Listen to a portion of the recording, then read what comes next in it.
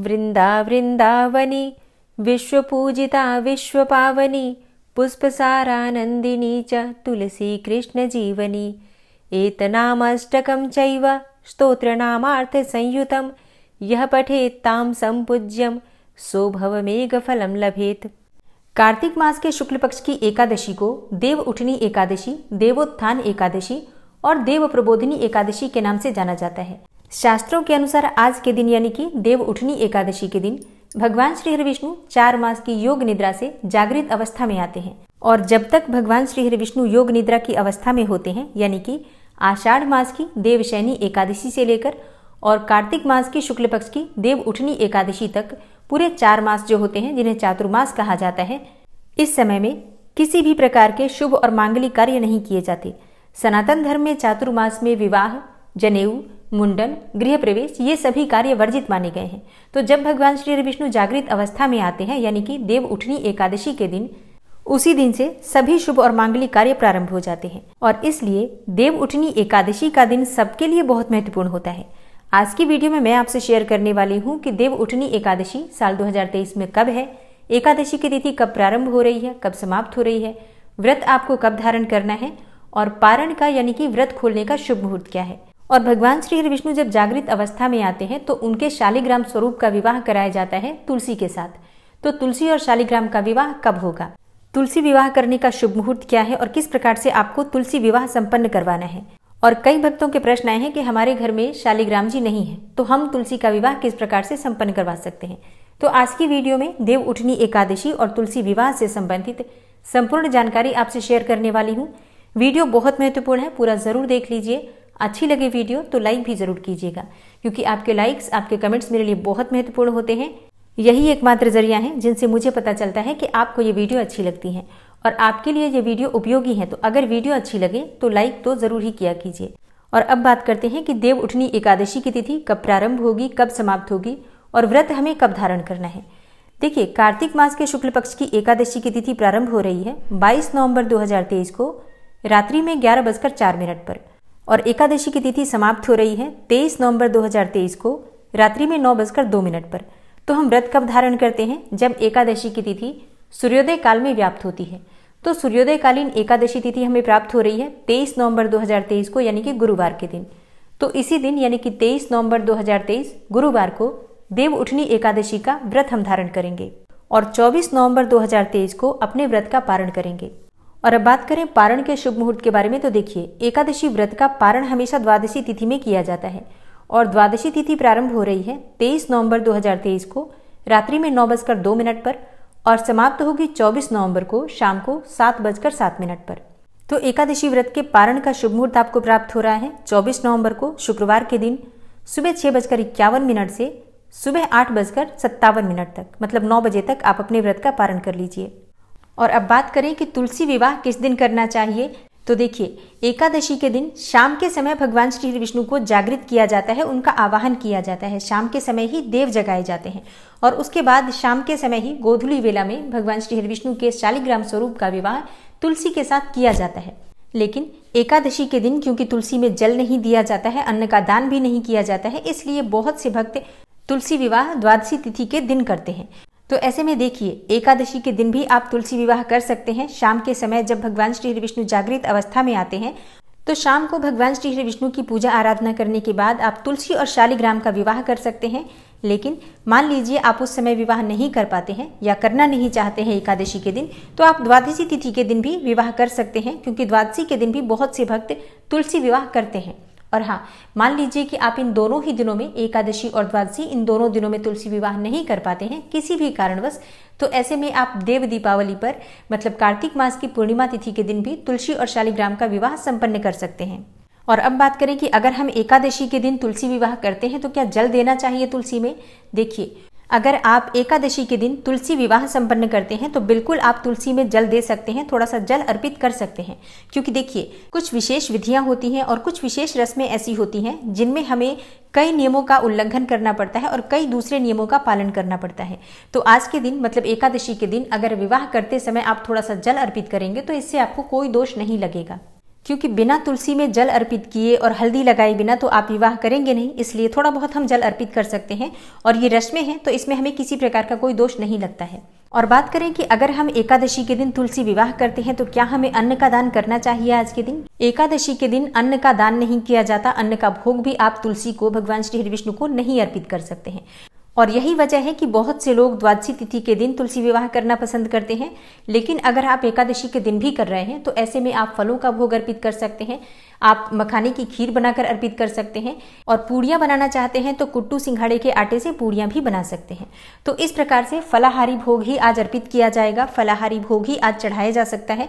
और दान भी आप फलों का आज कर सकते हैं द्वादशी तिथि के दिन, मतलब अगले दिन जब आप पारण करेंगे तो पारण से पहले आप अन्न का दान निकालकर जितना आप दान करना चाहते हैं कर सकते हैं। लेकिन आज के दिन आप किसी भी प्रकार से अन्न का दान नहीं करेंगे, इस बात का ध्यान रखिए।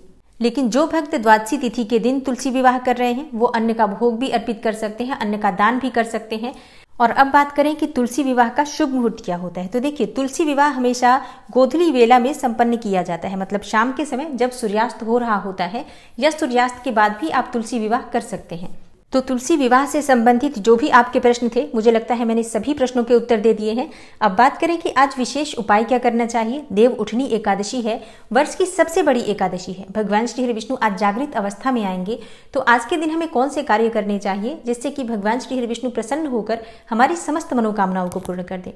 देखिए आज के दिन श्री हरि विष्णु और माँ लक्ष्मी की संयुक्त रूप से आराधना करनी चाहिए और देव उठनी एकादशी के दिन प्रातःकाल ब्रह्म मुहूर्त में उठना चाहिए और सोकर उठते ही सबसे पहले भगवान श्री हरि विष्णु और माँ लक्ष्मी का अपने मन में ध्यान करके मानसिक रूप से व्रत और पूजा का संकल्प लीजिए कि हे लक्ष्मी नारायण, आपकी प्रसन्नता के लिए, आपकी प्रीति हेतु आज मैं कार्तिक मास की शुक्ल पक्ष की देव उठनी एकादशी का व्रत धारण कर रहा हूँ या व्रत धारण कर रही हूँ। और हाँ, अगर आप व्रत नहीं करते हैं तो सिर्फ पूजा का ही संकल्प ले सकते हैं कि आज के दिन भगवान श्री हरि विष्णु और माँ लक्ष्मी की मैं संयुक्त रूप से पूजा करूंगा या करूंगी। हे श्री हरि विष्णु, आप सदा मुझ पर अपनी कृपा बनाए रखें और संयुक्त रूप से आप मेरे घर में स्थायी रूप से वास करें। इस प्रकार से मन ही मन प्रार्थना कीजिए, प्रसन्नता पूर्वक उठिए और स्नान इत्यादि करने के बाद भगवान सूर्यदेव को जल अर्पित कीजिए। उसके बाद भगवान श्री हरि विष्णु की विधि विधान से पूजा कीजिए। आप चाहें तो अलग से चौकी लगाकर भी भगवान श्री हरि विष्णु और माँ लक्ष्मी की पूजा कर सकते हैं या अपने घर के मंदिर में जहां पर श्री हरि विष्णु और माँ लक्ष्मी विराजित हैं वहीं पर भी पूजा कर सकते हैं, कोई समस्या नहीं है। और आज के दिन भगवान श्री हरि विष्णु का पंचामृत से अभिषेक करना चाहिए। पीले वस्त्र उन्हें धारण कराएं, पीले पुष्पों से उनका श्रृंगार करें, पीला चंदन उन्हें अर्पित करें और पीला यज्ञोपवीत उन्हें अर्पित करें और तुलसी दल युक्त भोग अर्पित करें। जो भी आप भगवान श्री हरि विष्णु को भोग अर्पित करेंगे, चाहे फलों का या मिठाइयों का या मखाने की खीर का, पूरे दिन में तो आपको तुलसी दल उसमें अवश्य डालना है। लेकिन एकादशी के दिन तुलसी के पत्ते नहीं तोड़ने चाहिए और ना ही तुलसी में जल देना चाहिए। तो ऐसे में आप दशमी तिथि के दिन तुलसी के पत्ते तोड़ सकते हैं और वही पत्ते आप पूजा में प्रयोग कर सकते हैं। और हाँ, जो भक्त द्वादशी तिथि के दिन तुलसी विवाह संपन्न करेंगे उन्हें भी इस बात का ध्यान रखना है कि आप एकादशी और द्वादशी दोनों ही दिन तुलसी के पत्ते नहीं तोड़ सकते हैं।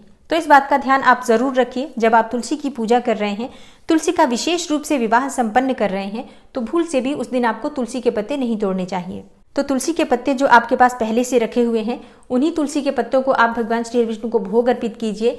अधिक मात्रा में अगर आपके पास तुलसी की मंजरी है या तुलसी के पत्ते हैं, तो भगवान श्री हरि विष्णु जब शाम के समय जागृत अवस्था में आते हैं तब उन्हें अगर आप तुलसी के पत्तों की माला अर्पित करते हैं और उसके बाद अपने मन की कोई भी कामना कहते हैं, तो विश्वास रखिए भगवान श्री हरि विष्णु प्रसन्न होकर आपकी वो मनोकामना अवश्य ही पूर्ण करते हैं। शाम के समय विशेष रूप से भगवान श्री हरि विष्णु की जो पूजा आराधना की जाती है, उस समय में आप जो भी अपनी कामना भगवान श्री हरि विष्णु से कहते हैं वो आपकी कामना पूर्ण होती है, ऐसा शास्त्रों का कथन है। तो सुबह के समय विधि विधान से भगवान श्री हरि विष्णु की पूजा कर लीजिए और उसके बाद आप अपने व्रत का संकल्प ले लीजिए कि आज आपका देव उठनी एकादशी का व्रत है और जिस भी मनोकामना से आप व्रत कर रहे हैं, अपनी मनोकामना भी भगवान श्री हरि विष्णु से कहिए और उनसे पूर्ण करने के लिए प्रार्थना कीजिए। अगर आपने व्रत रखा है एकादशी का, तो आज के दिन अगर संभव हो तो निर्जल व्रत धारण करना चाहिए। अगर निर्जल नहीं रह पाते हैं तो आप जलाहार के द्वारा, जैसे कि फलों का रस, दूध, जूस, चाय, इस प्रकार से जलीय वस्तुएं लेकर आप व्रत धारण कर सकते हैं। और जो भक्त निर्जल या जलाहार व्रत धारण करने में सक्षम नहीं है, उन्हें अपनी शारीरिक क्षमता के अनुसार फलों का सेवन करना चाहिए। कोई सा भी फल आप खा सकते हैं, जो भी सीजनल फ्रूट्स उपलब्ध हैं इस समय।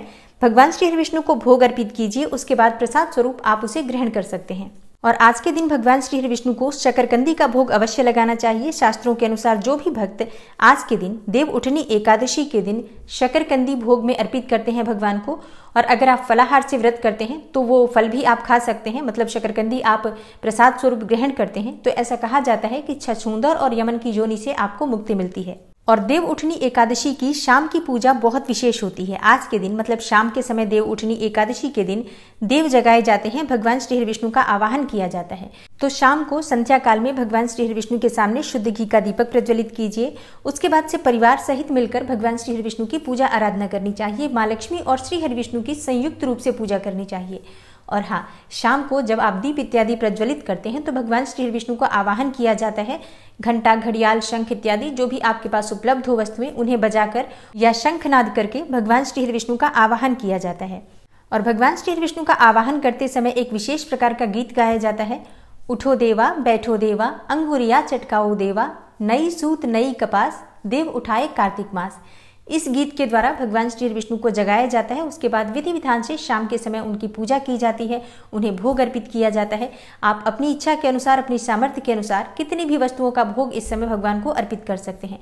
बहुत से भक्त भगवान को इस समय 56 चीजों का भोग अर्पित करते हैं, लेकिन एकादशी के दिन अन्न का भोग नहीं लगा सकते हैं, इसलिए आप फल और मिठाइयों का भोग इस समय अर्पित कर सकते हैं अपनी इच्छा के अनुसार, अपनी सामर्थ्य के अनुसार। आज के दिन विशेष भोग होता है सिंघाड़े का, आंवले का, और इसके अलावा आप गन्ने का भोग अर्पित कर सकते हैं, मूली का भोग अर्पित कर सकते हैं। शकरकंदी जरूर होनी चाहिए। पंचामृत भगवान को बहुत प्रिय है तो पंचामृत भी होना चाहिए, और संभव हो तो मखाने की खीर भी बना लीजिए और उसमें केसर डालकर, तुलसी दल डालकर भगवान श्री विष्णु को अर्पित करना चाहिए। तो विधि विधान से भगवान श्री विष्णु की पूजा करें, उनकी आरती करें, और विष्णु सहस्त्र नाम का पाठ आज के दिन सुबह शाम दोनों समय करना चाहिए। शास्त्रों के अनुसार रात्रि जागरण का विधान है, तो आपके पास जितना भी समय हो, जितना भी समय तक आप जाग सकते हैं, जाग कर भगवान श्री विष्णु के नाम का, मंत्र का स्मरण करना चाहिए। और अगले दिन सुबह उठकर स्नान इत्यादि करके साफ स्वच्छ वस्त्र धारण करें, भगवान श्री विष्णु की पूजा करें, सूर्यदेव को जल अर्पित करें, और उसके बाद शुभ मुहूर्त में सात्विक भोजन करके अपना व्रत खोलना चाहिए। और एकादशी व्रत का पारण हमेशा शुद्ध और सात्विक भोजन से करना चाहिए। भोजन में आपको किसी भी प्रकार से तामसिक चीजों जैसे लहसुन, प्याज, मसूर की दाल, मूली, टमाटर, बैंगन, इन चीजों का प्रयोग नहीं करना चाहिए। और एकादशी का व्रत खोलते समय सबसे पहले भगवान श्री हरि विष्णु का चरणामृत ग्रहण करना चाहिए। उसके बाद जो भी शुद्ध सात्विक भोजन आपने घर में बना रखा है, जैसे कि दाल, रोटी, सब्जी, या सिर्फ रोटी सब्जी खाकर भी आप अपना व्रत खोल सकते हैं। बहुत से स्थानों पर चावल खाकर भी ये व्रत खोला जाता है, तो जैसे भी आपके यहाँ होता है आप उसी प्रकार से नियम का पालन कर सकते हैं। तो ये है आज की वीडियो। आशा करती हूँ आपको पसंद आई होगी, और तुलसी विवाह की संपूर्ण विधि की वीडियो थोड़ी देर में आपको मिल जाएगी, तो चैनल से जुड़े रहिए। और तुलसी विवाह से संबंधित अगर आपका कोई भी प्रश्न है तो इस वीडियो के कमेंट बॉक्स में दे दीजिए, तो अगली वीडियो में आपके प्रश्नों के उत्तर मिल जाएंगे। मिलती हूँ मैं आपसे अगली वीडियो में, तब तक के लिए नमस्कार।